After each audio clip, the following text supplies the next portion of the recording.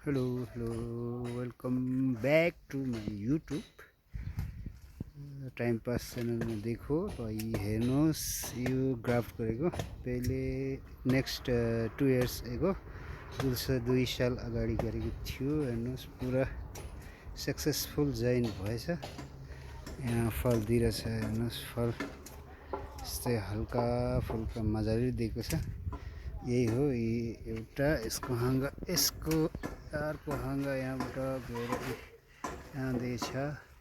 त्यसको नेक्स्टमा फेरि यो आयो है, त्यसको ब्रान्चेस टल्का छ।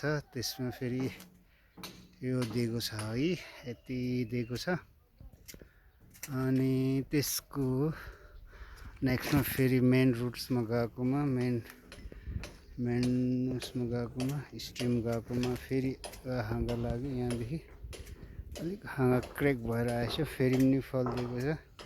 हेर्नु होला, अब फल त तपाईँलाई ठुलो देखिन होला, एक्चुअलीमा अब ठुलै छ, साइजकै छ भनौँ। अब 80 ग्राम्स एबोभ नै छ।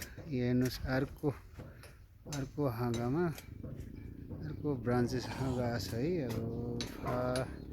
अब फर्स्ट सेकेन्ड थर्ड फोर्थ हाँगामा धेरै भन्नाले 8-10वटा लागेको छ। हेर्नुहोस् होइन, फोर्थ हाँगा भयो यो, फोर्थ हाँगा भयो। अब फोर्थ अनि फिफ्थमा पनि यहाँ छ, फिफ्थ अनि सिक्स्थ पनि छ, अनि सेभेन्थ यहाँ छ है। अलिक बाक्लो भएछ। यो चाहिँ खासै भनौँ भने यो भाले रुख हो क्या, भाले रुख। अनि यो भाले रुखमा चाहिँ यहाँ पनि पल्लो रुख पनि भाले हो है।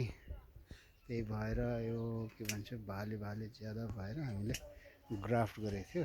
ग्राफ्ट सक्सेसफुल भयो भने चाहिँ फल मजाले दिँदो रहेछ। एक्चुअलीमा भालेमा पोथी जोइन गर्दा पनि यस्तो हुँदो रहेछ। हेर्दै गर्नु होला। बाई।